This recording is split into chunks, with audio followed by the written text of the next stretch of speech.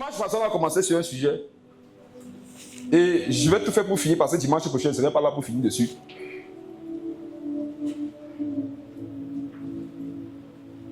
Dimanche, on va commencer à parler de la liberté en Christ et la paternité dans la foi. Pour une année réussie. Je vous montrerai comment vous pouvez redevenir des esclaves et des hommes sans vous en rendre compte. Si vous m'avez un peu écouté dimanche, vous avez compris que lorsque vos pensées, vos paroles et vos actions sont influencées par ce que les hommes vous font, en bien comme en mal, vous êtes leur esclave. L'esclave de Christ ne marche que par Christ. Si Jésus m'a demandé d'être toujours joyeux, et toi tu m'as vexé, et maintenant je marche dans la colère, je suis devenu ton esclave. Parce que l'esclave est soumis à son maître et à sa volonté. Je vous montrais par là que Jésus n'a pas été dans ces choses. On a vu comment il a demandé à ses apôtres, qui dites-vous que je suis? Qui dit-on que je suis et qui dites-vous que je suis? Et les différentes réponses ne lui ont pas donné d'être embarrassé. Je prenais un exemple, je crois, avec Sébastien et qui là? Et Franck.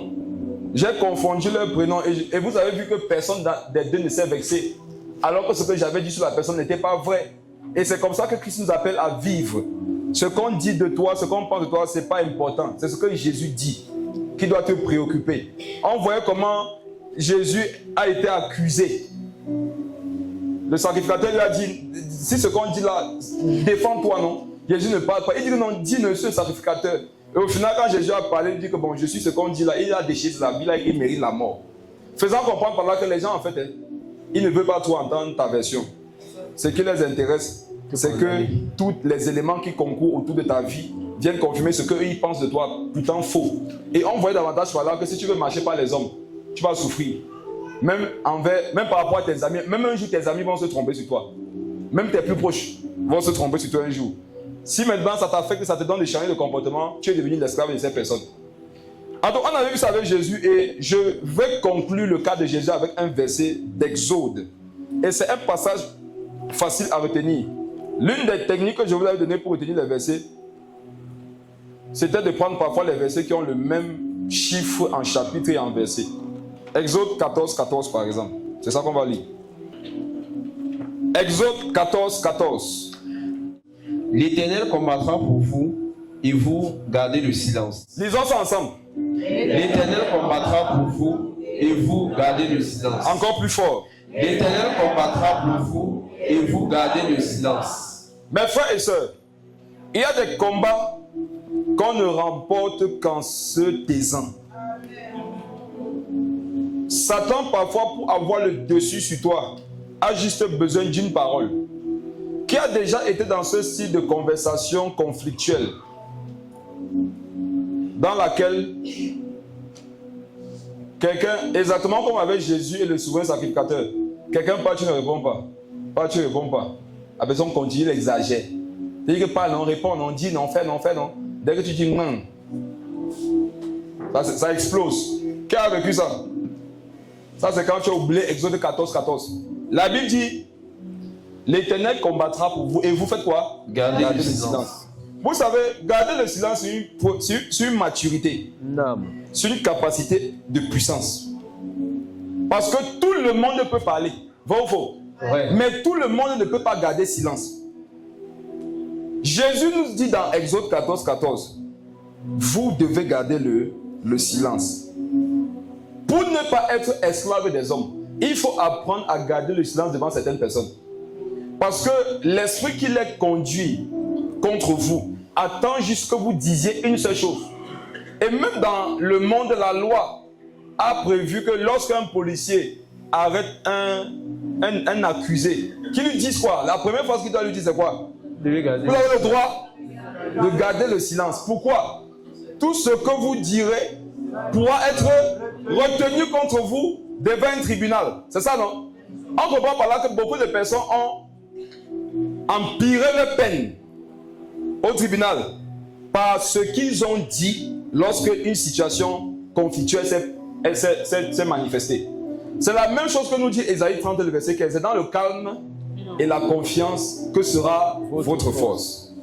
Quelqu'un qui sait qui il est, quelqu'un qui n'est pas esclave des gens, il sera forcément calme, confiant et silencieux. Amen. Puisque tu sais que ta vie ne dépend pas de la personne. Si par exemple, ton yo, après ta conversion, te dit, si tu me quittes, je t'envoie plein de poche. Quand tu es réellement converti, ça va te faire quoi? Tu vas dire que prends ton argent de poche, ta mère, ton père, tes ancêtres, tous les chiens de ton quartier, les hiboux de vos arbres, allez manger.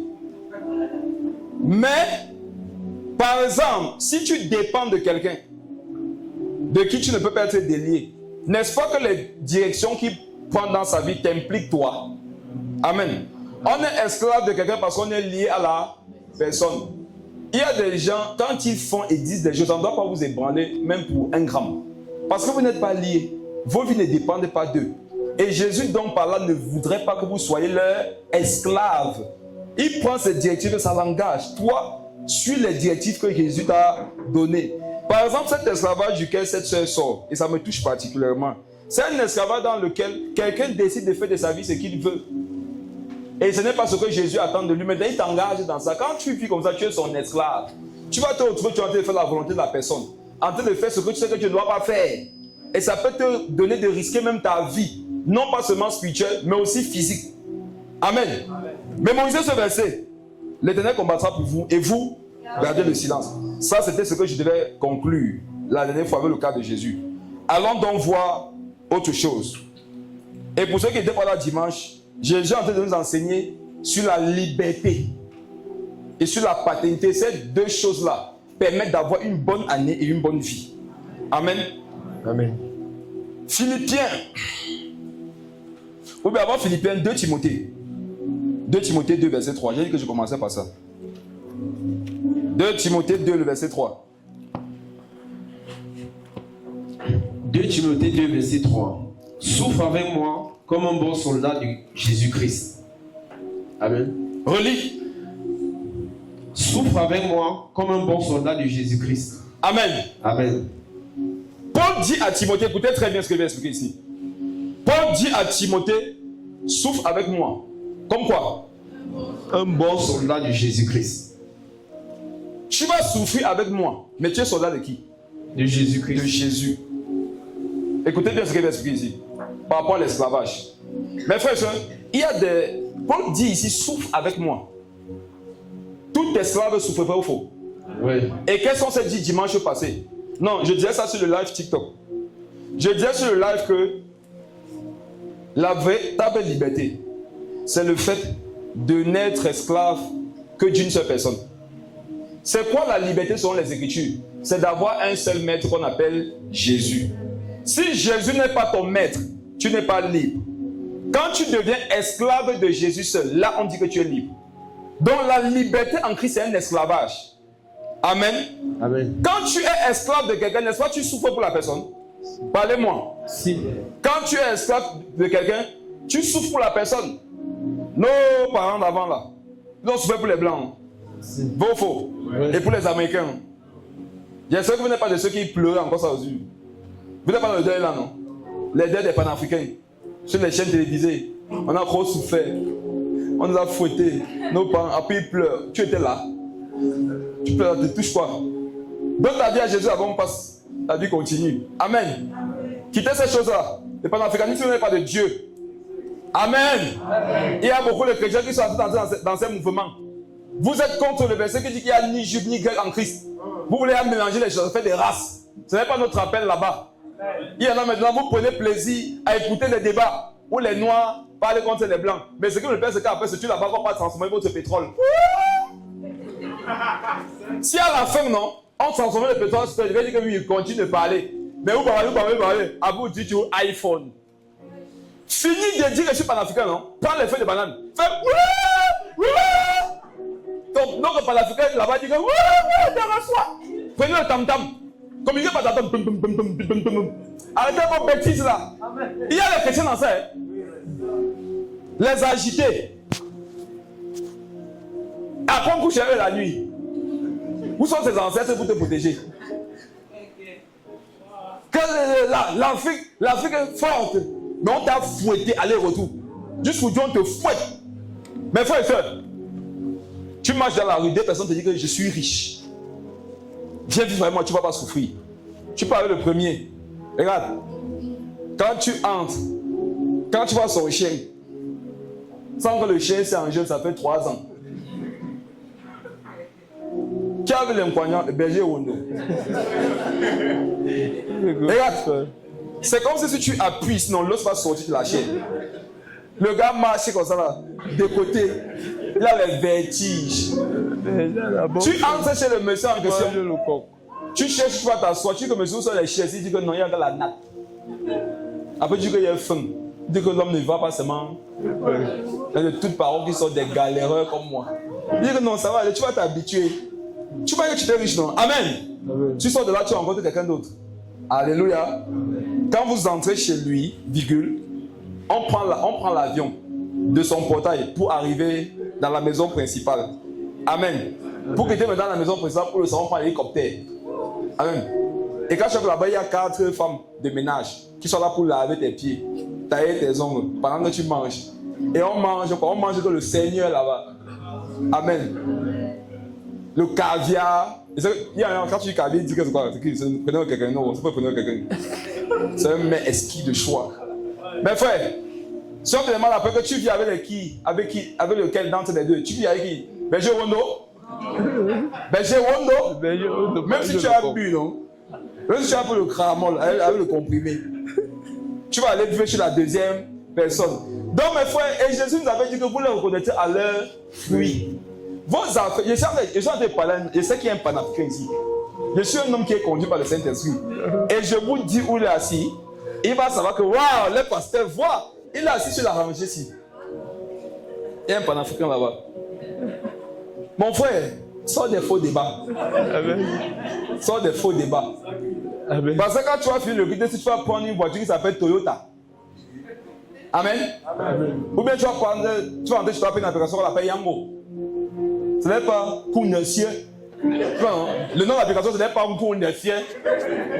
La version de la voiture que tu vas prendre, ce n'est pas Babakuna. Amen. Sortez de ça. Et souvent, les gars sont en train de faire les gros débats télévisés en costume cravate. C'est ça.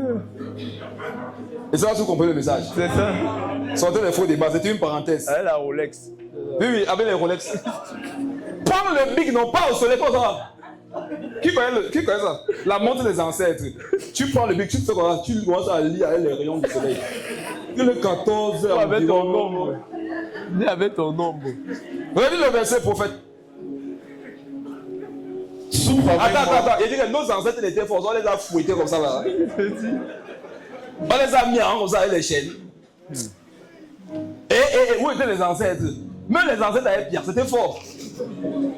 Donc vous êtes puissants comme ça, ils sont venus avec le muncre, avec la poudre blanche, boum, ça t'a pris. Et là, la puissance c'est quoi? Il fait rien non? Il faut voir combien il fait, combien les attraper. Oui, ils sont encore là. Et moi, ne marchez pas moi et toi, papa. Ben des marches avec les blancs. C'est qu'elle a fait. Il est puissant, on est fouetté devant sa femme. Ils sont puissants, les enfants qui ont encore le caleçon avec les feuilles de banane. Le gros ventre, comme ça, maigre comme ça. Nos ancêtres ne sont pas gentils. Vous qui priez les ancêtres, vous avez la foi, papa. La foi qu'il faut pour prier les ancêtres, non? C'est fort. Bête à Jésus. C'était fort. Supposons que Jésus n'existait pas, non? Bête à quoi en Jésus fictif? Que de quoi nos ancêtres réels? Parce que Jésus fictif est encore plus puissant que les ancêtres réels. Et la grand-mère là, non? Elle mange que l'huile rouge, avec la viande crue. Elle te montre que c'est une sorcière, non? C'est une cannibale. Elle mange que qu'elle est morte. Il y en a ici qui font, il y en a ici, ils ont encore cette mentalité de mélange. Est-ce que Dieu est contre la tradition? Non, il n'est pas contre la tradition, il est contre les mauvaises traditions comme ce qu'ils ont dit d'expliquer là. Tu dis que je n'ai pas au village, mais souvent tu envoies l'argent au village pour qu'on fasse des choses en ton nom. Il y en a ici, je vois une maman qui fait ça, sur la rangée là. La mère, la prochaine fois que tu vas envoyer l'argent, Avant que l'argent n'arrive, quelque chose va t'arriver. Sortez de ces choses. On va chasser la malchance. On prend la poule. On met sur ta tête. On est dans 3 minutes. La poule ne s'envole parce que ton cas est grave. Amen. Donc, les poules ont la puissance de chasser les malchances. Et elles meurent les 25 décembre comme ça. Et on les tue les 31 comme ça. Donc les poules ont le secret de la longévité. Chaque 24, on décime leur population. Les poules, même quand elles voient la date arriver, non, personne ne monte sur la tête des personnes. Elles essaient de se chercher. Le fermier a fermé, vous allez fuir où? Dès que le fermier entre comme ça, c'est malchance. Les poules qui n'ont pas la malchance, elles fuient quoi? Amen. Ton ancêtre va te protéger de la mort. Mais il est mort. Qui comprend le message? L'ancêtre va te protéger de la mort. Et il est comme ça, mort. Donc il n'a pas pu se protéger quand c'est venu Jésus. C'est moi qui l'a protégé. Quand il raconte quoi. Et Jésus est sorti du tombeau. Amen. Jésus fait souvent dans le film, vous ne comprenez pas. Il laisse son le tuer, c'est pour monter le suspense. Il a dit avant la mort que les gars, s'il veut, il ne meurt pas. Il a dit à Pierre que s'il veut, je fais une douzaine de légions descendent ici des anges. Tu vas voir le massacre. Mais laisse Pierre, laisse-il me tuer. Amen. Amen. Le bon film à l'époque c'était quoi? Le film on est à ce qu'on va tuer l'acteur, non? Hein? Amen. Jelly, non? Tire sur son cou, non? Ça perce sa sauce. Nous tous on va commencer à percer, non? Le sang coule, non? L'homme a combien de litres de sang? 20 litres. Nous tous mettons, on voit qu'il a perdu 20 litres de sang, non? Mais il ne meurt pas. Qu'est-ce qu'il faisait que tu étais connecté? C'est que waouh, quel homme! Après il prend le coton, non? Il fait aïe! Aïe! Dès qu'il enlève le coton, c'est guéri. Après il faut ça. C'est là que tu savais que c'est maintenant que le film commence. Pourquoi le film a été fait? C'est parce qu'il y avait le risque. Tu penses que Jésus connaît tous les films que tu as vu, il va venir faire le de la croix sans l'action. Jésus veut toute ton attention. Donc c'est Jésus qui a venir faire les films sans les moments où on dit que faut changer le son. Vous lisez vos Bibles, mais vous n'avez pas les bonnes scènes. Quand il arrivait là-bas avec les apôtres, Pierre était comme ça avec l'épée. Comme un soldat là-bas au Romain. Philippe était à côté de l'autre épée comme ça. Jésus te mettait au milieu comme ça. Ça va, les gars, je vais dire que les bergers au Wondo. Donc Pierre c'était un berger au Wondo. Dès qu'on va battre, le gars fuit. Amen. Revenons dans le texte. La Bible dit souffre. Paul dit à Timothée, souffre avec moi. Comme un bon soldat de Christ. Jésus-Christ. Liberté et paternité dans ce verset. La liberté dans ce verset, c'est que tu dois souffrir comme un soldat de Jésus. Parce que Jésus est ton maître, tu es son esclave. Maintenant, la paternité, c'est que quand tu es esclave de Jésus, il va te donner de souffrir avec un homme. Amen. Qui est ton père dans la foi. Donc, la liberté, c'est de marcher dans une souffrance avec un père dans la foi, mais par rapport au fait que Christ est mon maître. Je ne sais pas si on comprend. Amen. Quelqu'un qui est libre dans sa vie, c'est qui? C'est quelqu'un qui a Jésus comme maître et un père dans la foi. Amen. Amen. Quelqu'un dira que non, Jésus ça suffit. Jésus ça ne suffit pas. Si Jésus ça suffisait, il n'aurait pas établi les principes que nous voyons après la résurrection. Par exemple, la paternité de la foi, la communion fraternelle, prier les uns pour les autres. On comprend qu'après avoir accompli lui son œuvre, il a laissé d'autres œuvres que nous devons accomplir les uns envers les autres, afin que son programme soit parfaitement établi. Souffre avec moi comme un bon soldat de Christ. Ce passage aussi nous fait comprendre que tout soldat de Christ souffre. Amen. Il y en a, parfois, vous êtes découragé par rapport à la foi parce que vous dites que vous souffrez. Tout le monde souffre. Je ne connais pas un chrétien qui ne souffre pas. S'il y a quelqu'un ici qui ne souffre pas, qui lève sa main. Peut-être toi, tu vas commencer à prier pour nous. S'il y a quelqu'un ici, non, qui ne souffre pas, au moins dans un domaine de sa vie, malgré le fait qu'il est devenu un enfant de Dieu, lève ta main. C'est que tu es un extraterrestre. Si tu es un soldat de Christ, l'une des choses qui vont meubler ta vie, c'est quoi? C'est la souffrance. Mais il faudrait seulement te rassurer que pendant que tu souffres là, tu souffres vraiment comme un soldat de Christ. Pas comme un soldat de la masturbation. Parce qu'il y a les soldats de la masturbation.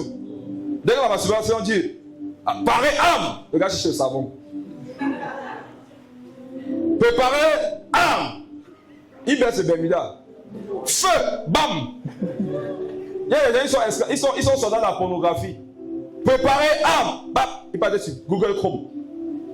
Préparez âme. Il met le titre. Feu. Recherche. Amen. Si Dieu, Seigneur, ouvre nos yeux, quand on voit de qui chacun est soldat ici, il dit que c'est que tu vas fuir ton voisin. Il y a des gens, ils sont soldats de la colère. Mon frère, il y a un frère ici, il y a un frère ici, tu es en train de vouloir aller vers une soeur, mais tu vois même que la soeur est colérique, ne parle pas avec elle. Tu te maries avec elle, tu vas souffrir. Ne pas lui parler tant que tu n'as pas vu qu'elle est douce. La soeur dont il parle là, parfois tu as des sauts d'humeur. Ça veut dire que tu as été parler avec ta copine à la maison. Ah bon, so, elle était là. Elle a dit que quoi? L'enfant vient ici là. Ah bon, vous voyez les enfants, fuyez-les. Fuyez-les. Un jour, elle va prendre le couteau. Elle dit, oh, qu'est-ce que tu as fait? Tu es à mort. C'est parce qu'il m'a appris. Tu es à mort. Oh papa Jésus, je regrette, tu es à. Qu'est-ce que veut dire la police? Tu es à. Ouais, c'était l'enfant unique à sa mère. Tu es à. Tu es. Ne soyez soldat de personne si ce n'est soldat de Jésus. Il faudrait que dès que la parole de Dieu dit quelque chose, tu sens dans ton corps l'onction de te mettre dans le commandement, de te mettre dans l'exécution. Si tu as aussi remarqué qu'il y a des choses auxquelles tu cèdes vite, il faut savoir que voilà les choses dont tu es et tu dois vite traiter la question. Si tu ne traites pas vite la question, ça va détruire ta vie. Amen. Amen. Souffre avec ton père dans la foi. Ça veut dire quoi? Regarde, où Dieu lui a montré où des parties n'ont pas avec lui. Ce que vous allez rencontrer là-bas, gérer ensemble. Et maintenant, fais ça parce que tu as Christ comme maître. Parce que tu as Christ pour général. Parce que tu es un soldat de Christ. Ne sois pas esclave de quelque chose d'autre. Amen. Amen. Verset 4. Il n'est pas de soldat qui s'embarrasse des affaires de la vie s'il veut plaire à celui qui l'a enrôlé. Voici ce que je vous explique au départ. Il n'y a pas de soldat qui s'embarrasse des choses de la vie. Qui sont ceux qui vous font souvent remarquer les choses de la vie? N'est-ce pas tous ceux qui vous parlent là? Jésus dit que quand tu es un bon soldat, qu'est-ce qui se passe? Relis le verset 4. Il n'est pas de soldat qui s'embarrasse des affaires de la vie s'il veut plaire à celui qui l'a enrôlé. Le verset nous permet de comprendre que si tu veux plaire à Jésus, il faut enlever de ta tête les affaires de la vie. Les affaires de la vie, c'est justement tout ce que les gens voudraient que tu leur prouves pour montrer que Jésus est avec toi. Je ne sais pas si on est ensemble. Hein? Les affaires de la vie, c'est ce que les gens vont attendre de voir d'abord dans ta vie pour dire que Jésus marche avec toi. Jésus dit ne t'embarrasse pas de ça. C'est que tu vas t'égarer. Il n'y a pas de soldat qui s'embarrasse de vouloir montrer aux gens que Jésus est avec eux par quelque chose qu'on pourrait voir sur la terre. S'il veut plaire à celui qui l'a enrôlé. Donc quand tu deviens chrétien, tu as un choix à faire. Ou tu cherches à t'embarrasser des choses de la vie, ou tu cherches à plaire à celui qui t'a enrôlé. Celui qui t'a enrôlé, c'est Jésus, c'est lui qui t'a formé pour la bataille. Tu ne peux pas faire les deux à la fois. Être un soldat de Jésus et être quelqu'un qui doit démontrer aux hommes que Jésus avait lui par les choses de la vie, par les affaires de la vie. Je voudrais que vous compreniez bien ça, c'est pour ça que j'insiste dessus. Veillez à ne pas être des personnes qui veulent prouver aux autres que Jésus est avec eux en leur présentant les choses de la vie. Amen. Amen. Soyez simplement de bons soldats de Christ. Ils ne sont pas embarrassés par ça. Un vrai soldat de Jésus, quelqu'un qui veut vivre libre, non? Il n'est pas embarrassé de ce que les autres touchent tant, moi je touche tant. Regarde mon frère, rends d'abord grâce à Dieu pour ce que tu touches là, non? Est-ce que tu as dit merci même? Tu as dit merci? Il y a une vidéo que j'ai téléchargée hier soir, je voulais envoyer ça dans le groupe, j'ai oublié. Je vais vous envoyer ça tout à l'heure, entre les deux premiers cultes. Mes frères, après avoir médité et prié hier, je suis un peu parti sur TikTok, je sentais que Dieu voulait me montrer la vidéo là. Je vois la vidéo d'un homme. Oh, il y a les gens, je ne sais pas comment ils les appellent là. Ils ont des déformations. Leur bouche est tordue. Et quand ils doivent parler, c'est tellement compliqué. Le monsieur avait ça. Et dans la vidéo, on filmait pour voir, on filmait comment il se sert, comment il mange. Oh, ça faisait pitié. Ça faisait pitié. C'était dur à voir. Et vous envoyez ça, vous allez aussi voir. Vous savez pas, il faut voir quelqu'un qui souffre plus que toi, non? Pour rendre grâce à Dieu.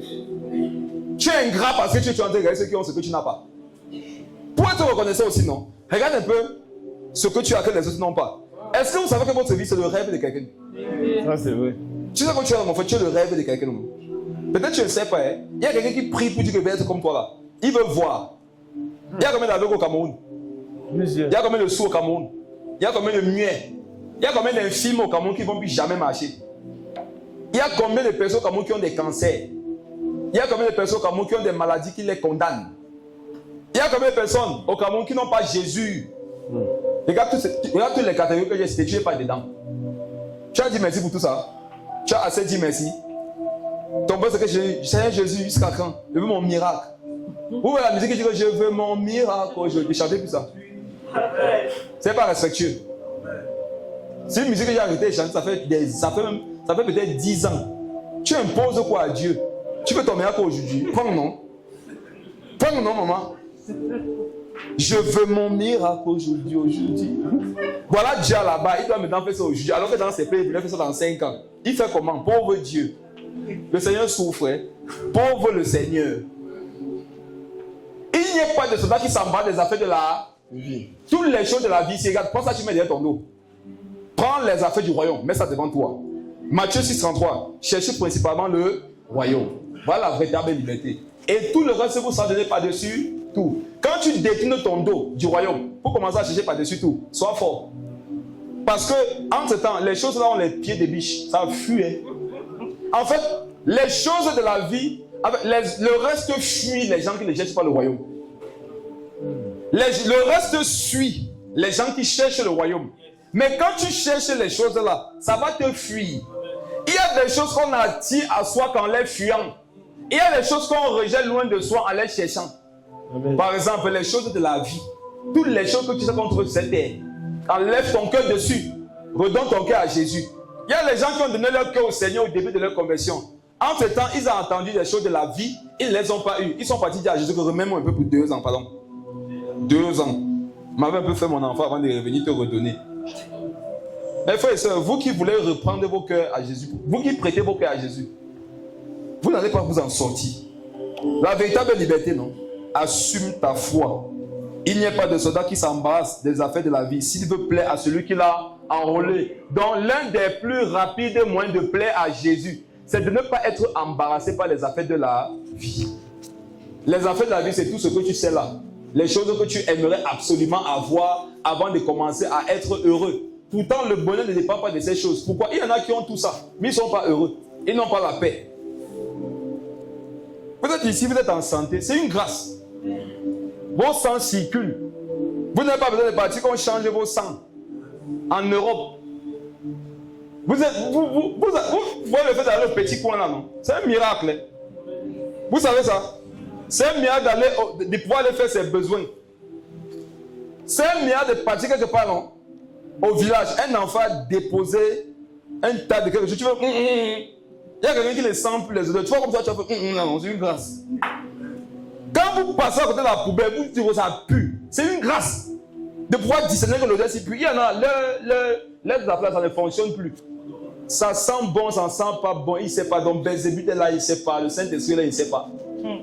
Maintenant, l'esprit que le pousse, il passe, parce qu'il ne peut plus discerner par l'odeur. Relis le verset 4, prophète. Il n'est pas de soldat qui s'embarrasse des affaires de la vie s'il veut plaire à celui qui l'a enrôlé. Amen. Amen. Actes des apôtres, le chapitre 22. Dans Actes des apôtres, au chapitre 22, on sait ce qui s'est passé ici. L'apôtre Paul a reçu l'ordre des souverains sacrificateurs de continuer ses campagnes de persécution contre les chrétiens. Et en chemin pour Damas, Jésus lui apparaît. Et Jésus lui dit, Saul, Saul, pourquoi me persécutes-tu? Et Paul de répondre, Saul à l'époque, de répondre, qui es-tu Seigneur? Jésus de dire, je suis Jésus que tu persécutes. La bonne nouvelle dans ça, c'est que quiconque persécute l'église persécute Jésus. C'est pour ça que moi j'ai pitié des gens qui s'en prennent aux chrétiens. Quand tu attaques un chrétien, c'est Jésus que tu attaques. Donc vous soyez calme quand on vous attaque. Ce n'est pas vous qu'on attaque, c'est Jésus. C'est pour ça que Jésus te dit, garde le silence. Ce n'est pas ton affaire, c'est mon affaire. Et quand Jésus se lève pour traiter une affaire, traite ça bien. Jusqu'à temps que tu peux encore vouloir dire que Seigneur, pardon. Baisse le niveau. Je suis Jésus que tu persécutes. Et il est frappé par une lumière qui l'aveugle. Lorsque tu rencontres l'évangile doit d'abord t'aveugler. C'est pour ça que Jésus disait, heureux ceux qui ne voient pas, car ils verront. Mais ceux qui voient déjà seront aveugles. Paul est passé par ce protocole. L'évangile l'a aveuglé. Avant que tu ne rencontres Jésus, tu peux croire que tu vois. Croyant que tu vois, tu peux te dire, il y a trop de belles filles dans le monde. Alléluia. Amen. Je suis jeune. Je dois en profiter. Ça, c'est quand tu es aveugle. Amen. Quand tu es aveugle, tu vas dire, j'ai 35 ans. J'ai 40 ans. Je ne suis pas encore marié. La science dit que si je ne fais pas vivre mon enfant, après ça sera difficile. Je ne comprends pas donc comment Sarah a accouché. Je ne comprends pas comment Elisabeth a accouché. Ah, elles ont vécu avant la science. Avant, il n'y avait pas la science. Et tu vas te dire, même si je ne me marie pas, je fais au moins mes enfants. Tu ne fais pas au moins tes enfants, fais au moins tes démons. Parce qu'ils vont te traiter. La façon dont ils sont vivus, c'est comme ça qu'ils vont vivre. Mais frère, ça c'est quand tu es aveugle. Quand tu rencontres Jésus, lumière, tu deviens aveugle, tu ne vois plus. Et voilà que les sujets sur lesquels tu pensais que tu avais tout compris, tu commences à remettre ça en question. Et pendant que je te dis ça, une femme qui est en train de se poser la question actuellement, elle est sur la rangée du milieu. Elle se dit, qu'est-ce que ça veut dire? Donc tant que... Attends, qu'est-ce qu'il veut dire? Tant que je ne me marie pas, je n'ai pas le droit d'avoir un enfant. Un enfant? Moi, je lui réponds, oui.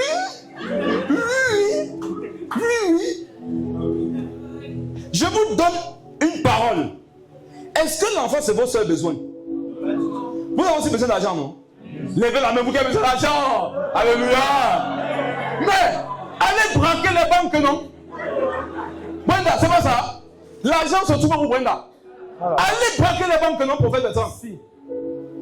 Qui comprend mon langage? Amen. Tu dis que j'ai besoin d'enfants. Je veux seulement faire mon enfant. Est-ce que c'est ton seul besoin? Tu as aussi besoin d'argent. Va braquer la banque. Pourquoi tu ne peux pas braquer la banque alors que tu as besoin d'argent? Et l'argent, on sait, dans ta vie, c'est même plus urgent que le bébé. Parce que le bébé que tu vas aller faire tricherie, tu vas pas la layette. Quand ton démon va venir, tu vas le déposer dans quel enfer? Tu vas pas déposer un berceau. Amen. On comprend par là que vous péchez en fonction des endroits où vous ne voyez pas vraiment le danger. Ça, c'est selon vous. C'est quand vous voyez qu'ici, vraiment, il n'y a pas trop de danger que vous partez là-bas. Mais même quand vous avez des besoins urgents, s'il y a beaucoup de danger, on ne vous voit pas. Vous galérez, allez braquer les banques. Si tu ne peux pas braquer une banque parce que tu galères, non, tu peux aussi ne pas faire d'enfant parce que tu n'es pas marié. Amen. Quelqu'un qui ne va pas aller braquer une banque parce qu'il n'a pas d'argent, il a aussi la capacité, non, de ne pas se masturber, même s'il a le savon. Supposons que si tu te masturbes après ça, tu meurs. Tu vas faire ça un jour? Jamais. C'est parce que tu minimises le danger. Or, sous la grâce, le danger est plus présent et plus réel que dans la loi. Pourquoi? Dans la loi, c'était du tic au tac. Dans la grâce, Jésus accumule. Jésus amasse. Les jours où ta maman te fouettait pour une bêtise, pour une seule bêtise, tu savais. Quand elle l'avait emmagasiné pour un mois, tu croyais que tu es le serpent. Le serpent tape ici, on coupe ici, on écrase la tête. Tu disais qu'elle veut me tuer ou quoi? C'est là que tu savais que la mère avait ta rancune. Amen. Garde ton corps, femme de Dieu, dans la chasteté. Ce n'est pas une malédiction, c'est une bénédiction. Tu es le temple du Saint-Esprit. Regarde, le tabernacle habite en toi. La Bible dit que si quelqu'un entre dans le tabernacle, il n'est pas le souverain sacrificateur. Il va mourir. Tu veux tuer les gens? Est-ce que vous savez qu'une femme, non, c'est le temple du Saint-Esprit? Oui. Il y a les trois parties. Dans le temple, il y avait le parvis, il y avait le lieu saint, il y avait le saint des... La femme a le parvis. Quand tu la salues comme ça publiquement, ça dérange qui? C'est le parvis. Le parvis, c'est la partie du temple où tout le monde pouvait venir s'asseoir au temple et faire la louange. Amen. Après le parvis, il y avait le lieu saint. Le lien saint, ce sont les 3 choses que tu sais. Tu vois que tu es éduqué, non? Si un jour tu touches seulement ça comme ça, un doigt, tu regarde, comment tu dis quoi? Attention. Amen. Maintenant, il y a le lieu. Le très saint. Très saint. Alléluia. Il y a le lieu. Très saint. Il y a le lieu. Très saint. Et quand tu allais dans le temple, il y avait quelque chose qui séparait le lieu saint du lieu très saint. Chez la femme, il y a quelque chose qui sépare le lieu saint du lieu très saint. C'est ce qui s'est décidé lorsqu'elle va pour la première fois avec son mari. Bon, ça ne sera pas ton cas. C'est pas grave. Tu avais déjà connu avant Jésus. Tu es vierge par l'esprit. Mais celles qui sont encore normales, il y a une membrane là, non? Qui sépare les deux. On appelle. C'est vous qui avez dit. Moi, je ne dis pas que tu as ma bouche. C'est un homme pur. Amen.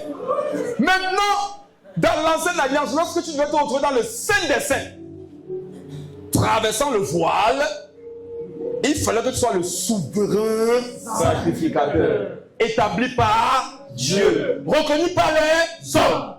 C'est qui? Ce qu'on appelle le mari. Amen. Si tu partais entrer dans le Saint des Saints, alors que ce n'était pas toi qui devais être là-bas, qu'est-ce qui s'est passé? Frappé de mort. Mes soeurs, vous voulez tuer les gens. Est-ce que tu sais que quand tu ouvres tes cuisses à quelqu'un qui n'est pas ton mari, tu lui ouvres la mort? Tu lui ouvres l'enfer.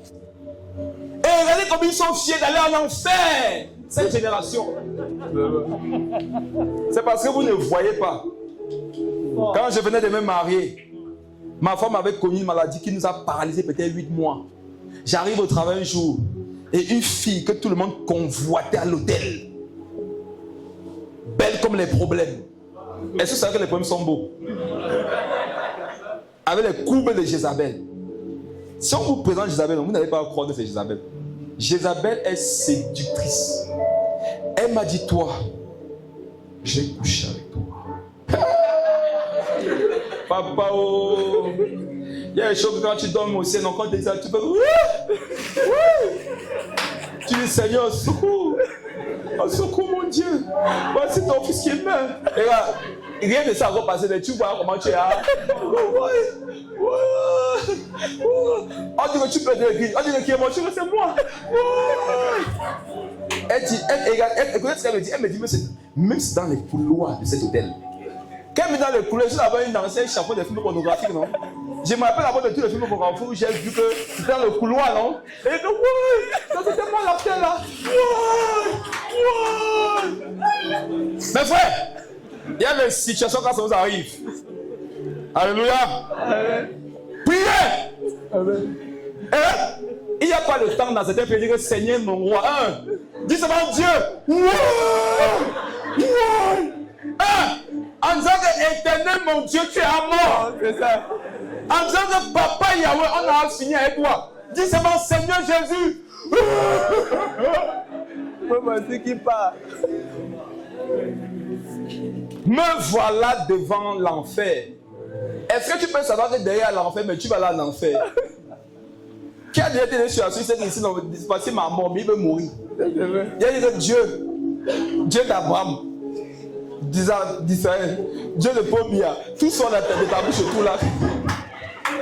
Le Père, dites que vision. Vision. Dites que vision. Dites vision. Les dons spirituels sont importants. Amen. Je suis comme ça, fini. Une vision s'ouvre devant moi. Je pouvais voir derrière elle. Et derrière elle, je vois un démon couché sur le lit, qui écartait ses jambes comme ça. Elle a comme une queue, donc qui est en train de se balader comme ça, comme un scorpion. Et je vois les démons pleins en enfer. Ils ont ouvert une grande porte. Ils me disaient, viens, viens, viens. Regarde, les temps sinon, même si tu étais à où, tu reviens. On dit que oh, la France, pour le Cameroun, c'est 6 heures de temps, non? Mes collègues voyageurs, vous êtes où? Alléluia. Là, j'ai besoin de mes collègues. C'est pas les jongleurs de bonheur, là. Mes frères, on dit que c'est 6 heures pour quitter de la France au Cameroun, non? C'est trop long. Il y a des choses que quand Dieu t'a montré en vision, même si tu étais à où, dans ta pensée. Tu vois qu'on a souvent dit, les ans, l'heure d'abord, tu es revenu au pays. Amen. J'ai dit que, oh, c'est pour ça que les gens meurent. C'est pour ça que je lui ai dit. Regarde, même dans les rêves, même dans les songes, tu me verras pas commencer à parler comme si je chassais un démon. Amen. Fais pas cette chose que tu fais là. Mes frères et sœurs, Satan veut nous tuer. Dis comment Satan veut te tuer. Peut-être vous ne savez pas. Satan veut détruire nos vies. Il veut finir avec nous. Vous devez être conscient de ça. La Bible dit que nous n'ignorons pas les desseins du diable. Ne lui donnons pas l'avantage en étant inconscient. Laissez Jésus vous aveugler comme il a aveuglé Saul et vous montrer le droit chemin. Et quand Jésus fait ça, qu'est-ce qu'il fait? Il dit à...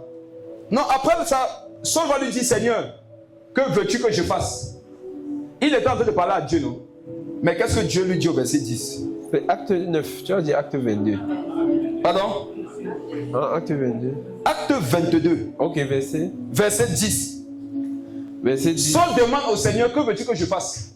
Il lui dit quoi? Et le Seigneur me dit, lève-toi, va à Damas, et là on te dira tout ce que tu dois faire. Relis ça. Et le Seigneur me dit, lève-toi, va à Damas, et on te dira tout ce que tu dois faire. Regardez, la liberté c'est de devenir enfant de Dieu, n'est-ce pas? Ça veut dire qu'avant que l'apôtre Paul, à cette époque il est Saul, avant qu'il rencontre Jésus, il était esclave. Maintenant quand Dieu veut lui donner la liberté, il l'envoie vers qui? Vers un homme. Dieu l'envoie vers un père. Quand tu rencontres Jésus, il y a deux choses qu'il va te donner d'abord. Si tu sais que tu n'as pas ces choses-là, arrête de marcher. Demande-lui ces choses d'abord. Quand tu rencontres Jésus, il va d'abord te donner une église. Il rajoutait chaque jour à l'église ceux qui étaient sauvés. Dès que Jésus te sauve, il te met dans une église. Et quand il te met dans une église, il te donne un père. Il dit à Saul, Saul, va à Damas. On te dira quoi faire. Voilà quelqu'un qui parle avec Dieu face à face. Mais Dieu lui dit que il y a des choses, ce n'est pas moi qui vais te les dire. Ce n'est pas moi qui vais te les enseigner. C'est quelqu'un d'autre à qui j'ai déjà donné ce mandat. Dieu ne fait pas dans nos vies des choses qu'il a déjà ordonné qu'on fasse dans nos vies à nous. Amen. Lorsque tu as une ménagère, c'est pour qu'elle lave les assiettes, non? Est-ce que tu peux te lever le matin et tu laves les assiettes que la ménagère a lavées? Pourquoi tu as délégué cette tâche? Il y a des choses que Christ a déléguées au Père dans la foi pour que les chrétiens soient libres. Donc quand tu es vraiment avec lui, quand tu l'as vraiment rencontré pour que tu deviennes libre, il va faire quoi? Il va te donner un Père. Vous qui n'avez pas de Père dans la foi, vous devez absolument et rapidement dire, Seigneur Jésus, qui est mon Père dans la foi? Qui est mon Père dans la foi? Et Dieu pourra mettre une conviction dans ton cœur que c'est cette personne qui t'a sauvé, qui t'édifie, qui te transforme, qui veille sur toi, qui t'encadre. Autrement, tu vas vivre des esclavages dans beaucoup de domaines de ta vie. Un père, c'est comme quelqu'un qui a beaucoup de clés dans sa main. Et toi, tu as beaucoup de cadenas sur ta vie.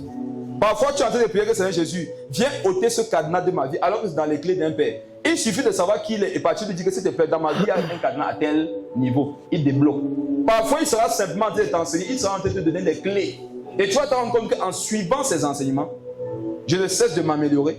Ma vie est de plus en plus spirituelle.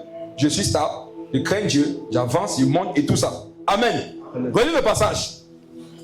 Et le Seigneur me dit, lève-toi, va à Damas, et l'on te dira tout ce que tu dois faire. On te dira certaines choses que tu dois faire. Tout. Bon, ce que je vais dire, c'est pour les plus spirituels. On te dira quoi? Tout ce que tu dois faire. On te dira tout ce que tu dois faire. On te dira tout ce que tu dois faire. On te dira certaines choses.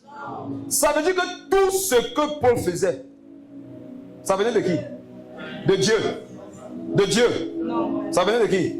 Ananias. Paul ne faisait rien qu'Ananias ne lui ait demandé de faire. À moins qu'Ananias ne lui ait demandé de façon exposée, ouverte. Après ça, après Ananias, il a connu Barnabas. Barnabas, il le suivait partout. Après Barnabas, il a connu les apôtres. Puissant ministre de Dieu qu'il était. Un jour, il a pris 14 ans de son ministère et de ses enseignements. Il est parti vérifier, non? Nous montrons par là que Dieu peut t'amener dans les choses spirituelles loin. Il n'en demeure pas moins vrai que tu dois faire quoi? Aller régulièrement à la source. Si vous n'êtes plus au même niveau, si vous n'êtes plus dans la même localité, dis comment les choses avancent. C'est ma femme qui me faisait la remarque cette année que, hier ou avant-hier, qu'elle a remarqué que généralement les hommes de Dieu là, début d'année, ils repartent vers leur père. J'ai dit que c'est un principe. C'est un principe. Et même si mon père dans la foi ne m'avait pas convoqué ce mois, je serais allé ce mois. Une bonne année, c'est quoi? Libre. Une bonne année libre. Une bonne année spirituelle, c'est quoi? C'est une année que tu commences avec certains principes. Parmi ces principes, il y a aller voir ton père dans la foi. Va le saluer. Va écouter ce qu'il a à te dire. Va lui faire une offrande. Va lui poser des questions. Tu vas voir que quand tu reviens, non, tu n'es pas la même personne. Mais dès qu'il y en a, ils enchaînent année après année. Oh, le monde nous enseigne, non? Vous avez vu les vœux, non? Dans notre pays, par exemple. Tu as remarqué le principe des vœux. C'est carrément des calendriers. Hein? Les ministres partent faire les vœux à qui? Au président. Avec des offrandes, des semences, des petits trucs. C'est pour faire quoi? C'est pour bien se positionner, non? Après le président, c'est qui? Premier ministre, c'est quoi? Après le président du Sénat. En ordre. Et savez-vous que pendant que les vœux se font, si tu fais avant quelqu'un qui te dépasse, on te casse. J'aime les principes de la parole. Vous savez ça?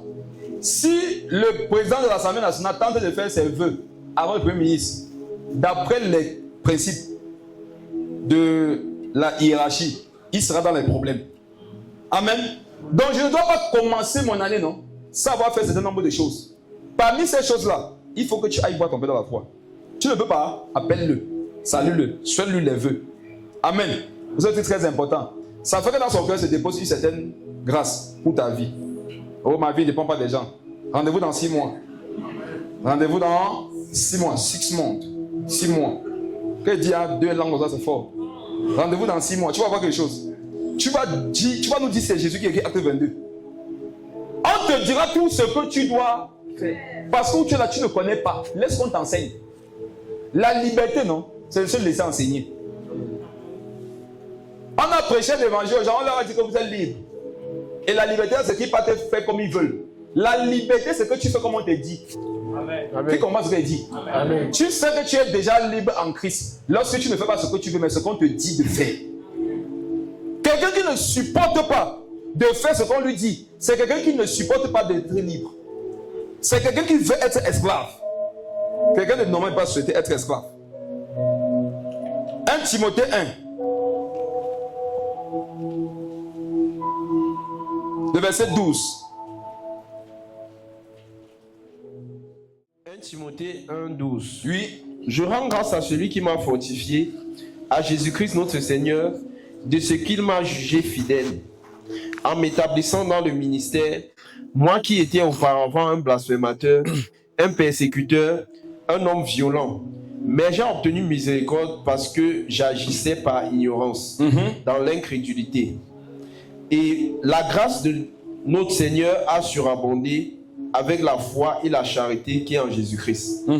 C'est une parole certaine et entièrement digne d'être reçue que Jésus-Christ est venu dans le monde. C'est même bon, regardez. Ce que je voulais qu'on voit ici avant d'aller dans Philippiens, c'est que Paul dit, moi auparavant j'étais quoi? Blasphémateur, persécuteur, homme violent. Retenez ça maintenant, allons dans Philippiens le chapitre 3.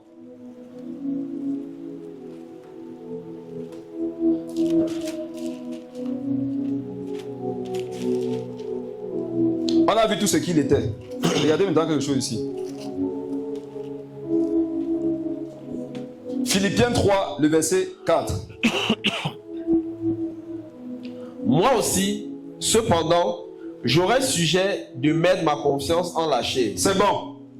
Je vous ai longuement expliqué dimanche que devenir esclave des gens, c'est de vivre selon ce qu'ils vous font, non?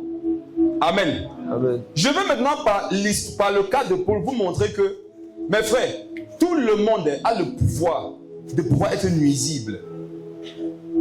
Mais la vraie puissance et la vraie liberté, c'est de ne pas être nuisible alors que tu en as les capacités. Vous savez comment reconnaître un homme libre?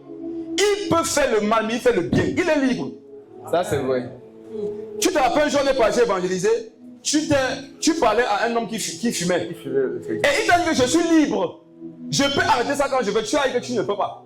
Effectivement. Le prophète maintenant lui a dit que tu ne peux pas. Il dit que je suis libre. Si je veux arrêter de fumer aujourd'hui, je vais arrêter. C'est faux. Il voulait comme ça nous démontrer une vérité, même si ce n'était pas son cas.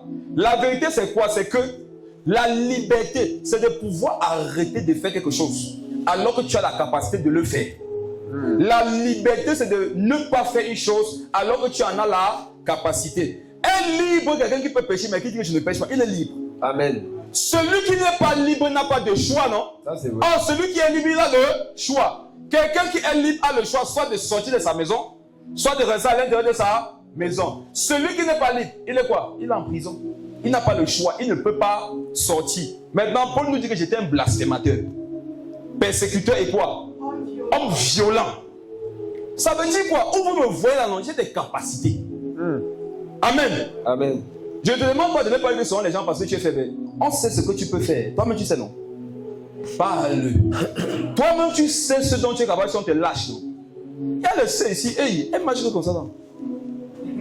Frère, si tu l'attaques où il ne faut pas, si tu vois son totem se manifester, tu vas craindre de la rencontrer sur ton chemin. Regardons maintenant ce que le même Paul dit ici. Il dit, moi cependant, j'aurais sujet de mettre ma confiance en quoi? En la chair. En la chair. Mes frères, chacun ici, non, peut mettre sa confiance en la chair. Amen. Amen. Qu'est-ce qu'il explique par là? Lis la suite. Si quelque autre croit pouvoir se confier en la chair. Mes frères, attendez. Bien Regardez, d'accord. vous voyez la mentalité sinon. Vous devez avoir ça. Amen. Paul dit, moi-même, non, je peux mettre ma confiance en la chair. Regardez, quand tu m'insultes, non, je peux t'insulter aussi. Ne faites pas comme si vous ne pouvez plus. Rappelez-vous que vous pouvez encore faire ces choses. Ce que tu sais que tu peux encore faire, te garde de ne pas le faire. Amen. Mais ce que tu te dis que je ne peux plus faire là, c'est ça que tu vas faire. Mes frères et sœurs, quand parfois tu as en face de voir quelqu'un qui te parle d'une certaine façon, parce qu'il sait que tu es chrétien, rappelle-toi que non, toi-même tu peux faire comme ça d'abord. Dis-toi que non, si c'est le domaine sinon, il peut faire ça plus que lui. Nous d'abord, quand on a grandi à Manguier, non, j'ai grandi à Manguier. À l'époque, il y avait vraiment encore les manguiers. La distraction là-bas, c'est de tuer les bandits, les boulets. Nous, on a grandi dans ça. Amen. Mes frères, on bûchait les insultes. Quand on se mettait ensemble, ça pour s'insulter. Perdait celui qui n'avait plus rien à dire. Et les insultes devaient être pesées.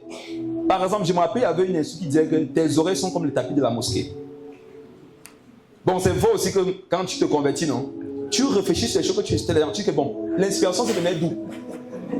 Les oreilles comme le tapis de la mosquée. Pourtant, nous tous on est d'accord que ce n'est pas comme ça. Mais ça lui faisait mal. Amen.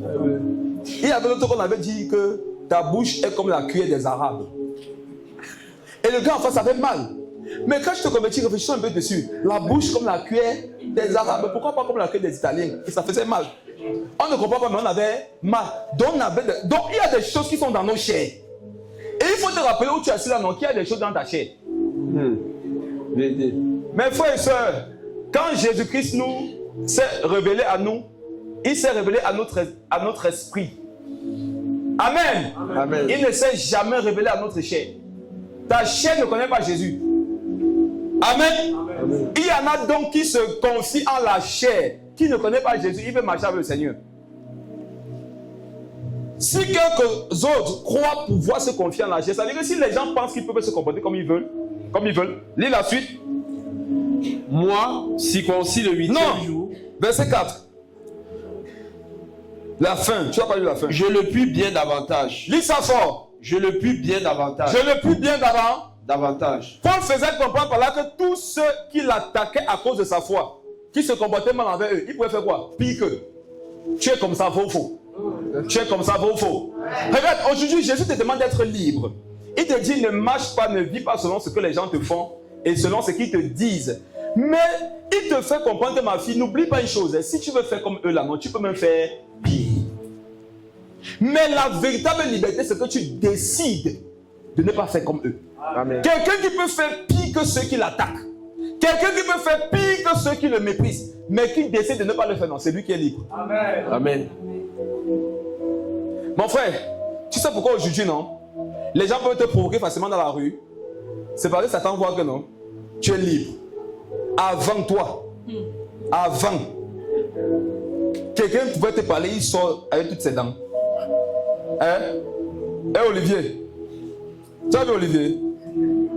Il te donne un coup avec sa poitrine, tu meurs. Tu as vu Pierre? Pierre jouait à la bagarre. Hein? Donc quand Pierre veut jouer, c'est la bagarre qu'il jouait. Regardez Jésus, non? Qui a remarqué comment le père Pierre s'est devenu doux? Il est comme l'enfant. C'est même que Jésus qui peut calmer. Quand tu vois, tu sens que c'est quelqu'un qui a vent. Ah, regarde, c'est le fond. Là, c'est le fond, il y a qui tête. Les gars qui têtent. Tu vois les gars qui ont deux têtes, non? Comme Pierre là. Il y a une tête ici là qui finit. Il y a une petite fente ici, mais il y a le fond. Ça c'est les gars non, dans la bagarre. Dans la bagarre, non? Amen. Pierre, quelqu'un t'attend. Il faut te dire que non. Si c'est le domaine-ci, non, je peux faire pire que toi. Mais comme j'ai connu Jésus, je ne le ferai pas. Pierre me raconte une histoire un jour. Agnès doit accoucher, non? Hein? Voilà la femme de truc qui est dans la voiture. Pierre, boule le feu. Boule le feu.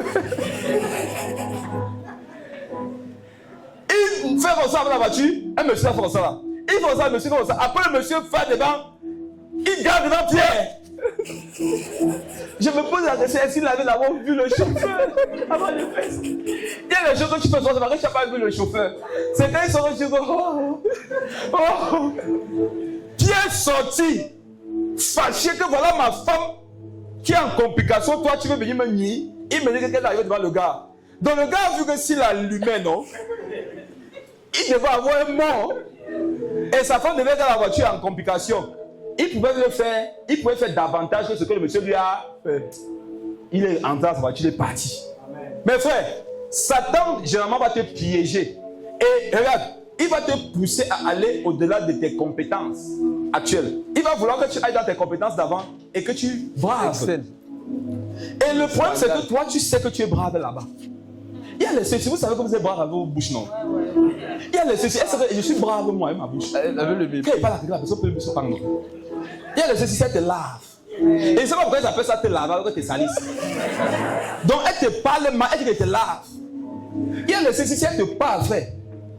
Tu vas te mettre sur un humain. Ma soeur, quand tu vas te convertir, les gens vont te provoquer dans le domaine où tu peux faire davantage. Le passage nous montre que quand Satan va t'attaquer par rapport à ta liberté, non, il va t'attaquer dans le domaine où tu peux faire davantage que ceux qui te provoquent. Amen. Je ne sais pas si on voit.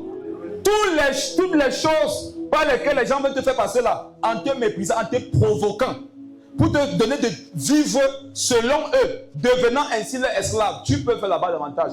Et n'oublie pas ça, sache-le. Mais dis-toi que comme je suis devenu enfant de Dieu, Amen, je ne le ferai pas.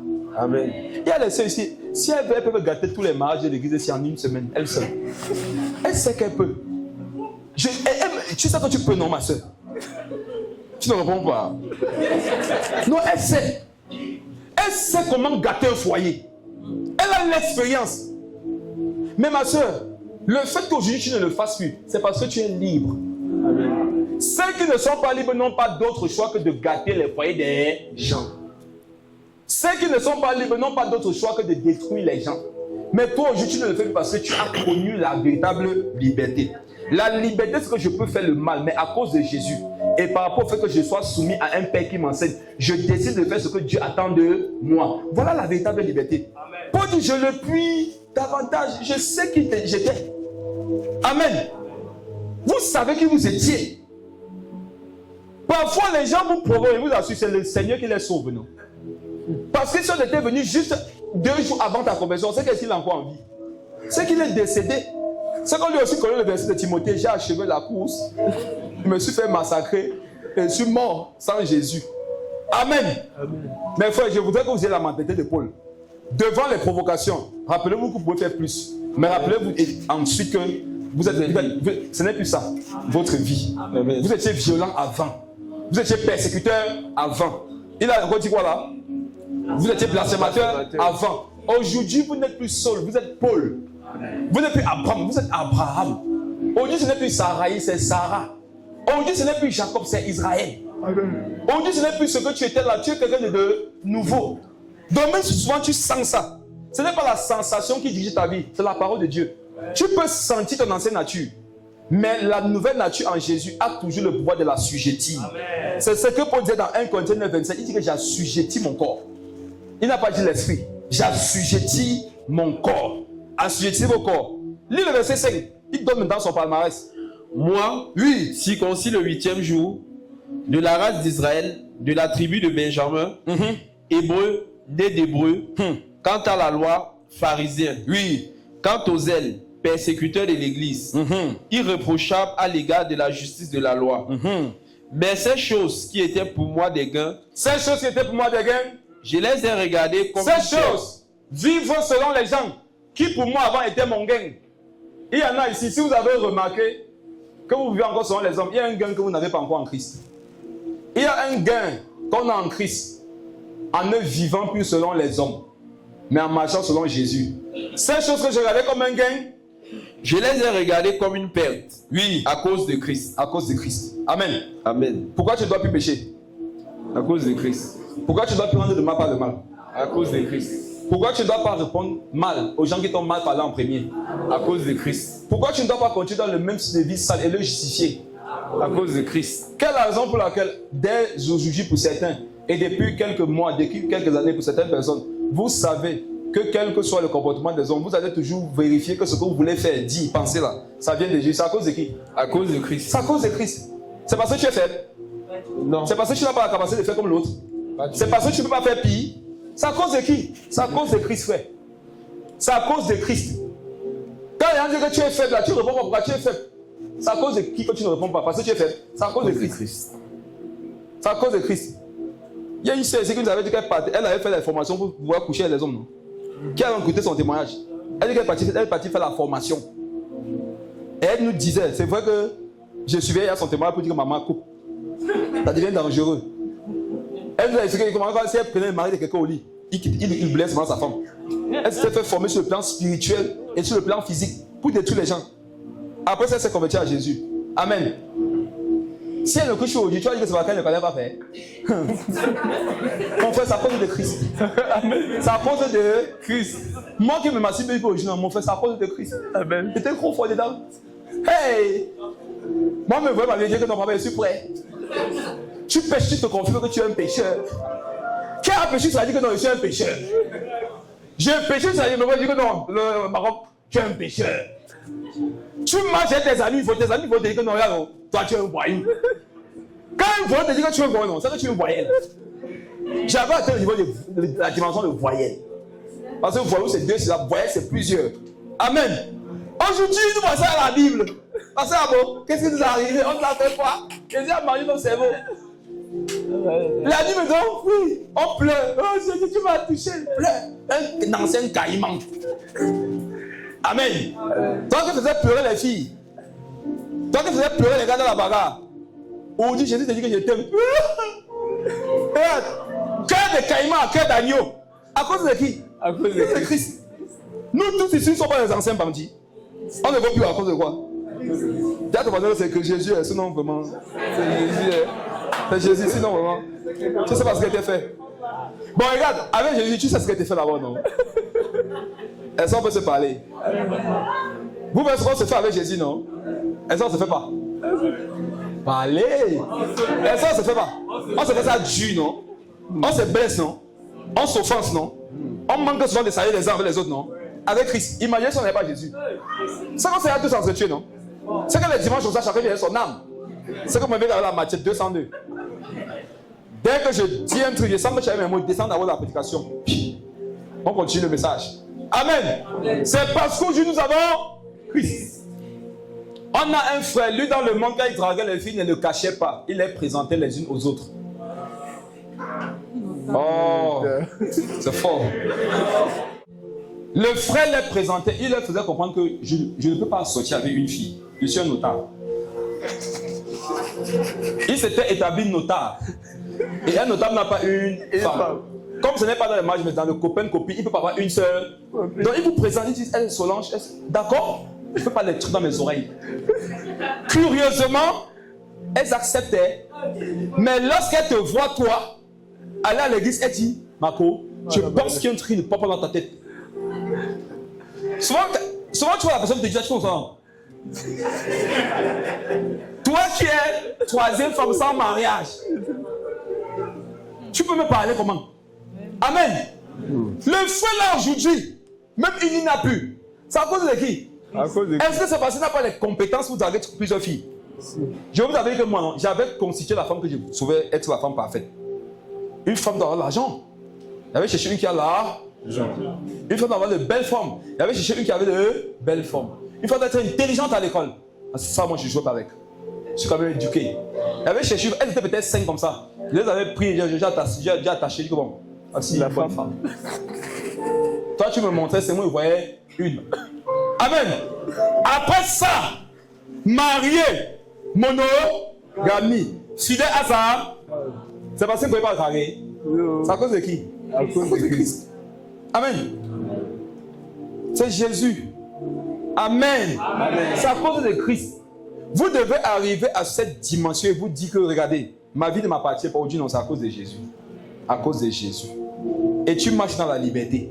Voilà le palmarès de Paul. Il dit que les gars, je peux faire plus que ça. Mais à cause de Christ, je ne le ferai pas. Et c'est là qu'on voit que tu es libre. C'est là qu'on voit que tu es fort. Tu veux nous montrer que tu es fort, non? Ne fais plus ce que tu fais, que tu sais être mal. Cherche un peu dans la foi, suis les voies de Dieu. Et nous saurons que tu es libre. Lis la suite du passage. Et même, je regarde toutes choses comme une perte. Oui, c'est beau. À cause de l'excellence de la connaissance de Jésus-Christ, mon Seigneur, pour lequel j'ai renoncé à tout. Et je les regarde comme de la boue afin de gagner Christ. Et être trouvé en lui, non avec ma justice, celle qui vient de la loi, mais avec celle qui s'obtient par la foi en Christ. La justice qui vient de Dieu par la foi. Afin de connaître Christ et la puissance de sa résurrection et la communion des souffrances, en devenant conforme à lui dans sa mort, pour parvenir, si je puis, à la résurrection d'entre les morts. L'apôtre Paul faisait ainsi comprendre que si tu as découvert la véritable liberté, quel sera maintenant le centre de ton intérêt? C'est de connaître Jésus. Amen. C'est de mieux connaître Jésus. Mais frères et sœurs, l'exercice que vous devez le plus pratiquer aujourd'hui, c'est de mieux connaître, c'est de mieux chercher à savoir qui est le Seigneur Jésus. Ce que les hommes vous font, ne marchez pas selon ça. Vous serez ainsi devenus leurs esclaves. Si vous êtes esclave de Christ, cherchez à savoir qui est votre maître. Quand tu sais qui est ton maître, tu vas bien te comporter avec lui, ça va bien se passer. Mais quand tu ignores le caractère, les habitudes, les désirs de ton maître, tu vas faire des erreurs sans t'en rendre compte. Aujourd'hui, mes frères et sœurs, balayez les propos des hommes, leurs avis sur vos vies, leurs offenses. Cherchez à savoir, pendant qu'ils font tout ça, qui est Jésus. Le meilleur moyen de résister aux assauts démoniaques, c'est la connaissance de Christ. Amen. Quelqu'un m'a demandé un jour comment être délivré profondément et définitivement. J'ai dit à cette personne, c'est de continuellement chercher à savoir qui est Jésus. Pendant que tu es en train de chercher quotidiennement, régulièrement, qui est Jésus, automatiquement, tu t'approches de la liberté de plus en plus et tu t'éloignes de l'esclavage. Tu te rapproches de plus en plus de la lumière et tu t'éloignes davantage des ténèbres. Continuons. Prenons un autre passage. Romains 3, verset 4. Loin de là, que Dieu au contraire soit reconnu pour vrai et tout homme pour menteur. Reprends ça. Loin de là, que Dieu au contraire soit reconnu pour vrai et tout homme pour menteur, selon qu'il est écrit, afin que tu sois trouvé juste dans tes paroles et que tu triomphes lorsqu'on te juge. C'est bon. Amen. Pourquoi j'ai pris ce passage? Généralement, quand Satan veut détruire la pureté de ton cœur par rapport à quelqu'un, il va pousser la personne à t'offenser. Ça, c'est la première étape. Première étape, la personne va t'offenser. Et comme c'est vrai que la personne t'a offensé, la deuxième étape, c'est que Satan va essayer de te convaincre que maintenant que la personne t'a offensé, tu as le droit légal de répliquer. De la façon qui te plaît. Or, la façon qui te plaît, c'est la façon dont Paul parlait. C'est la façon dont il a parlé tout à l'heure. C'est répondre avec l'ancienne nature. Jésus voudrait maintenant que nous puissions vivre dans certaines dimensions. La dimension dans laquelle nous nous mettons au même niveau que ceux qui nous ont offensés. On est ensemble? Amen. Il dit que tout homme soit fait comment? Reconnu pour que menteur. Écoutez une chose. Et tout homme pour menteur. Quelqu'un a menti sur toi, non? Amen. Satan te dit, il a menti sur toi, fâche-toi. Sois blessé. Venge-toi. Jésus te dit quoi? Même toi, tu es un menteur. Hey. Que tout homme. Il y a une dimension de sainteté devant Dieu où tous les hommes, même nés de nouveau, sont des pécheurs.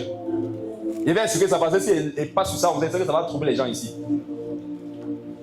Mais frère, il y a deux niveaux de sainteté devant la face de Dieu. Il y a la sainteté qu'on obtient par Christ. Amen. Quand tu montes dans la plénitude de la sainteté de Dieu, devant le Seigneur, même quand tu es né de nouveau, il y a un niveau de sa sainteté. Il y a un niveau de sa sainteté où, devant lui, non, tous les hommes, convertis ou pas, sont quoi? Sont sales. Est-ce qu'on va le laisser parce qu'on n'a jamais péché? Est-ce qu'on va le laisser parce qu'après notre conversion, on a pu pécher? Parlez-moi fort, non? Non. Vous êtes né de nouveau, certains, ça fait quelques années, vous n'avez plus péché après. Vous êtes parti mentir les gens au quartier. Vous n'avez plus péché. Vous allez aller au ciel. Comment vous expliquez le mystère là? J'ai péché après ma conversion, mais je serai sauvé. Qu'est-ce qui se passe? C'est qu'il y a une forme de sainteté que Dieu a établie sur toi pour que tu ailles au ciel. Mais s'il faut rechercher le degré de la sainteté qui est à l'image de Dieu lui-même, tu n'es pas dedans. Amen. C'est pour ça que tant que Jésus n'est pas revenu, on est en train de chercher à se perfectionner de jour en jour. Qu'est-ce qu'on appelle la sanctification? C'est de quitter le premier niveau de sainteté pour se rapprocher du niveau excellent, qui est le niveau du Père. Donc quand Dieu veut te rapprocher du niveau excellent, il va te donner un Père. Pour que tu expérimentes la pleine liberté. Qui a donc compris ce que je disais tout à l'heure? Et le Seigneur maintenant, quand il veut souvent te donner toi, de ne pas te donner des droits qui vont rendre ton cœur impur, il va te dire, tu es pareil. Hein? Je ne sais pas si vous comprenez. Je vous assure, ça m'est déjà arrivé. Quelqu'un t'a fait du mal, non? Tu n'as rien fait à la personne. Quand tu es en train de mettre ça, Dieu te dit que tu es pareil que lui. C'est arrivé à qui? Dieu te montre par un fait de ta vie que tu n'es pas différent de lui. Hey, ça te calme vite. Hein? Ça te calme très vite. Je prends l'exemple simple, vous allez comprendre. Qui a un enfant ici? Au moins un enfant, levez les mains. Ok. Levez les mains. Comment s'appelle ton enfant? Baptiste. Mathis. Je suis sûr que tu as fait ça. Et il va te montrer comment Dieu nous parle souvent. Mathis, va te laver les pieds avant d'aller au lit. Il est en train de jouer. Mathis, va te laver les pieds, tu vas au lit. Viens ici. On va te parler une fois, tu comprends. Le Saint-Esprit dit, tu comprends que le Saint-Esprit dit que... Oh. Dieu dit que, oh, comme ça. Est-ce que Dieu a combattu ce que tu as dit à Mathis? Il t'a dit que tu n'as pas le droit. Il a dit que, oh. Et le du Saint-Esprit, il y a les paroles derrière comme ça. Toi, seul, tu comprends ça. Qu'est-ce que tu comprends derrière? Toi, que tu parles une fois, tu comprends? Amen. Amen. Parfois, vous étiez en train de dénoncer les choses. En dénonçant, vous vous rendez compte. Dieu te dit que non, toi, tu es dedans. Même en prédication, ça arrive. Amen. Tu donnes ces choses-là. Souvent, tu sors les yeux, il y a le copain pourquoi tu es un peu calme. C'est que Dieu vient de te parler. Mais il ne faut pas que tu leur montres. Et quand on sait, tu fais dedans, mon Dieu a dit que, hey, waouh! Donc tu connais cette vérité, c'est fort, hein? Prédicateur, prêche. Mais dehors, qu'est-ce qu'on voit? Waouh! Il ne joue pas la vérité. Il est en train de souffler les gens. Je t'appelle papa. Il attend que ça finisse avant de continuer. Amen. Satan va vouloir te dire que concentre sur ce que la personne t'a fait. Elle a menti. Dieu va dire que toi-même tu es un menteur. Toi-même tu mens. Est-ce que Dieu vient t'accuser? Non, il vient te donner de comprendre que je ne dois pas être en combat dans mon esprit avec la personne. Je dois être en combat avec moi-même. Parce que ce que la personne là me fait, non? Moi-même, je fais ça dans une dimension à Dieu. Nous sommes en conflit spirituel avec nous-mêmes. Les faibles et les accusateurs, non? justifient leur péché en disant que tel m'a fait, tel m'a dit, tel a fait, que les gens qui s'est mis sur Christ, c'est leur propre défaut qu'ils voient. Amen. J'ai fouetté mon fils un jour, le premier là. Je me suis senti mal après. Dieu m'a dit après que pourquoi tu l'as fouetté.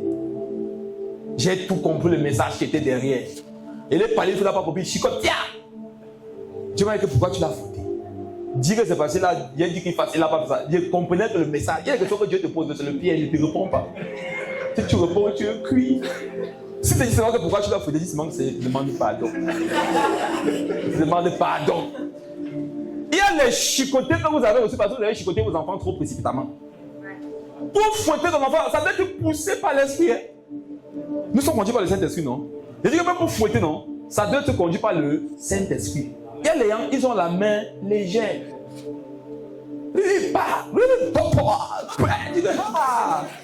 Tu as accouché le tambour, l'enfant. C'est le tam-tam. Amen. Mes frères et sœurs, sinon Dieu va nous récupérer après. Que tous vous soyez trouvés, pourquoi? Vous êtes tous dans une... Même si vous êtes de nouveau, non? Quelque part, votre vie a le mensonge. Tu m'as dit quoi à moi, Dieu? Que tu te levais à 3 heures pour qu'on prie, non? Tu te levais à quelle heure? 3 heures, 5 minutes, tu es un menteur. Dans la dimension, si tu es un... Quand les gens mentent contre toi, rappelle-toi que tu m'avais aussi menti. Bon, si tu m'as menti à moi, Dieu, les hommes qui mentent contre toi, où est le problème? Qu'est-ce qui est grave entre mentir à Dieu et mentir sur un homme alors qu'on est aussi un homme? Si un homme ment sur un homme, c'est pas grave. Mais si un homme ment à Dieu, ça c'est grave. Donc, quand les gens vous font des choses, non, que ça vous pousse vous plutôt à vous mirer. Vous n'allez pas être dans des faux conflits. Amen. Tu vas pas être dans ça. On va te provoquer. Ta réaction, c'est ça que Jésus va venir parler. Tu vas passer ta route comme ça là. Je sais que ça, vous vivez ça. Vous vivez ça. Tu n'as rien fait à quelqu'un. Il te fait les problèmes. Quand tu réagis, non, Jésus ne fait même pas mention de ce que la personne a fait. Il vient parler de ta réaction à toi. Tu exploses comme le lion.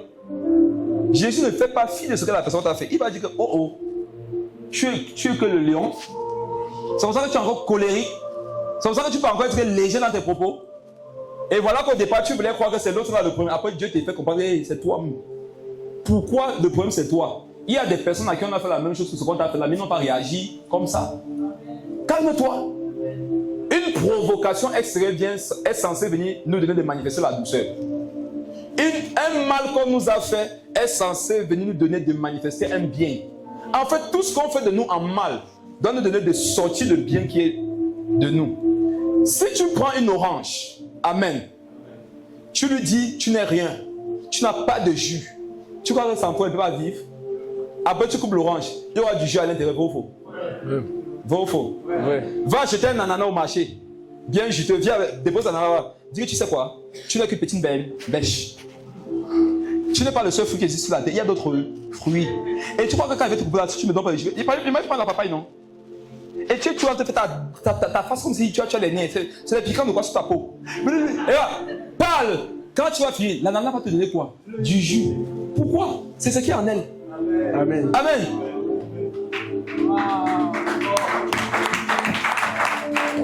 On te prend maintenant. Tu nous dis que tu es l'orange du Saint-Esprit. Si ton statut au hasard, c'est quoi? La mangue de Jésus. L'autre a mis le corosol du Saint-Esprit. Tu prends le corosol. Corosol. Tu crois que tu es quoi? Hein? Tu es le seul fruit quand le déchire blanc à l'intérieur. Eh, qui va avec des piquants là? Le corosol devient que l'épée. Tu es ça qui? Tu es ça qui? Amen. Vous donnez aux gens ce qui est à l'intérieur de vous. Ça c'est clair. Vous ne donnez pas aux gens ce qu'ils ont mis en vous. Vous ne donnez pas aux gens ce qu'ils ont provoqué en vous. Vous leur donnez ce que vous êtes. Tu vois que tu as mal répondu parce qu'on t'a mal parlé. C'était déjà dans toi. Ça attendait l'occasion. Tu n'as pas volé parce qu'on te paye mal. C'est parce que le vol est dans toi. Ça attendait seulement l'occasion.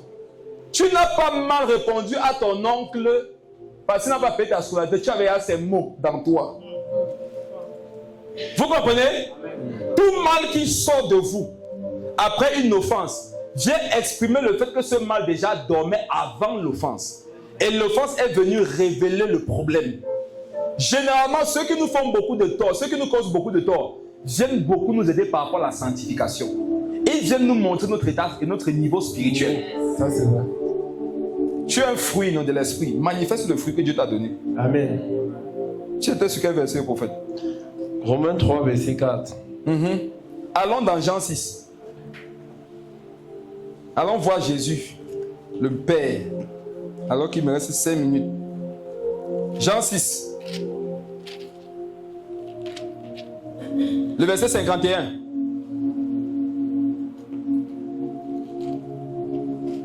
Jean 6, 51. Oui. Je suis le pain vivant qui est descendu du ciel. Si quelqu'un mange de ce pain, il vivra éternellement. Et le pain que je donnerai, c'est ma chair, que je donnerai pour la vie du monde. Là-dessus, les Juifs disputaient entre eux, disant, comment peut-il nous donner sa chair à manger? Jésus leur dit, en vérité, je vous le dis, si vous ne mangez la chair du Fils de l'homme, C'est fort. et si vous ne buvez son sang, vous n'avez point la vie en vous-même. Celui qui mange ma chair et qui boit mon sang a la vie éternelle. Ça va. Jésus en a compris, c'est bon. Seigneur en a compris. Mais frère, quand les gens ici souvent ils rient. Jésus dit, celui qui ne mange pas ma chair, ne boit pas mon sang, peut avoir la vie éternelle. Là-dessus, ils disent quoi? Comment est-ce qu'il peut nous donner sa chair, son sang à manger, à boire? Ils l'ont quitté. Jésus parlait de quoi? De sa chair, si? Et de son sang, là. Il parlait d'autre chose. Si vous interrogiez les gens qui avaient écouté cette prédication et qui là-dessus étaient partis, ils devaient vous dire, si vous leur demandez qui est Jésus, ils vont dire quoi? Cannibale. C'est un cannibaliste. Il enseigne les gens à manger la chair et à boire le sang. Vrai ou faux? Oui. Il devait te dire que frère, nous on n'est pas de ceux qu'on prend dans les églises et réveillés. Hein. Nous on a été allés à l'école. Quelqu'un dit qu'on mange sa chair, on boit ça, il pense qu'on n'a pas suivi, on l'a quitté. Mais il y a des gens qui le suivent dans ses et ils mangent sa chair, ils boivent son sang.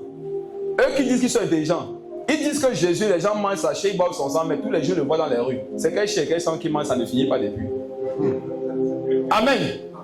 Sur ceux, ils sont partis. On comprend par là que le témoignage qu'ils devaient donner de Jésus, ce n'était pas le vrai témoignage. Où tu es là, si tu es enfant de Dieu, il y aura toujours plusieurs témoignages sur ta personne. Si ça t'embarrasse, tu es un esclave. Si ça t'embarrasse, tu es un esclave. Tu dois savoir ce que dit de toi. Point final. Maintenant, les avis des hommes, il y en aura toujours. Il y en aura qui diront que tu es cannibaliste comme Jésus. Certains vont dire que tu es franc-maçon. Certains vont dire que tu as vendu ta main. Je suis dépassé. En Afrique, les gens ne meurent jamais naturellement. Il faut que ce soit quelqu'un qui est tué. On va tout dire. Si tu veux clarifier ça, tu n'auras plus de vie. Hein. Tu vas chercher les gens partout pour clarifier ce qu'ils disent sur toi. Tu vas chercher partout les gens qui ont une mauvaise image de toi parce qu'on leur a fait un faux rapport pour dire qu'on avait menti, Non, sois libre. Quelqu'un qui est libre n'a pas besoin de faire toutes ces choses-là. Tu sais ce que Jésus dit, c'est le plus important. Jésus n'a pas couru après cette personne, il a continué d'affirmer. Dès que les gars ne comprennent pas, il amplifie encore. Il dit que vous dites que si tu ne bois pas ça, tu ne manges pas ça, tu peux avoir la vie éternelle. Et c'est après ça qu'il s'est tourné vers les apôtres pour leur dire, vous ne partez pas aussi. Non, non, ne pas. Tu as les paroles de la vie. Donc, je peux marcher avec toi, je ne comprends pas tout. Mais si je sais qui tu es en Jésus-Christ, ça me suffit pour être en paix avec toi. Amen. Pas besoin d'avoir les explications sur tous les domaines de ta vie. N'attendez pas que les personnes soient trop clarifiées par rapport à vous. Tu avais donné 1000 francs à quelqu'un. Non, tu avais aidé quelqu'un 100 000. Après, tu entends dans les rumeurs qu'on dit que tu avais aidé 10 000. Tu veux absolument que ce soit clarifié, qu'on sache que tu avais aidé avec 90 000 de plus. Ça te sert à quoi tout ça? Tu vas te fatiguer. Amen. Amen. Ne cherchez pas à ce que tout soit clair sur vos vies. Amen. On a dit tout à l'heure que si vous voulez marcher avec Jésus, la pensée de souffrir. Et dans la souffrance, il y a les faux témoignages. Il y a les faux témoignages dedans. Verset 69. Et nous avons cru et nous avons connu que tu es le Christ, le Saint de Dieu. C'est le plus important. Si Jésus sait que tu es son enfant, ça va. Avance. Marc 12, verset 30 à 31. Et tu aimeras le Seigneur ton Dieu de tout ton cœur, de toute ton âme, de toute ta pensée et de toute ta force. Voici le second. Tu aimeras ton prochain comme toi-même. Il n'y a pas d'autre commandement plus grand que cela. Amen. Amen. On finit avec un autre passage. J'ai pris ce passage par rapport à l'amour pour te donner de comprendre que ton rôle c'est d'aimer les gens. Amen. Quand il veut rentrer dans l'Abidjan, c'est dessus qu'il veut partager l'amour. Je me suis rendu compte qu'il y a beaucoup ici. Vous ne connaissez pas ce qu'on appelle l'amour de Dieu. Vous ne connaissez pas ce qu'on appelle l'amour de Dieu, l'amour pour Dieu et l'amour par Dieu. C'est 3 dimensions. Beaucoup de chrétiens n'ont pas compris ces choses-là. On va revenir dessus. Parfois, il y a des sujets sur lesquels on n'enseigne pas trop, parce qu'on se dit que bon, les gens ont compris, il y a ça. Mais quand tu vois les agissements, tu comprends que les gens n'ont pas compris. Jean 21, verset 18. On connaît ce passage. 2 Timothée 2, 25 plutôt. 2 Timothée 2, 25. Je finis avec ça. Jean 21 dit-nous pas de Pierre qui s'est laissé conduire par quelqu'un d'autre lorsqu'il est devenu grand. Donc il est devenu de plus en plus libre parce qu'il a eu un père. Il doit redresser avec douceur les adversaires, dans l'espérance que Dieu leur donnera la repentance pour arriver à la connaissance de la vérité. Pendant que les gens autour de nous ont des mauvais comportements, qu'est-ce que Dieu nous demande de faire?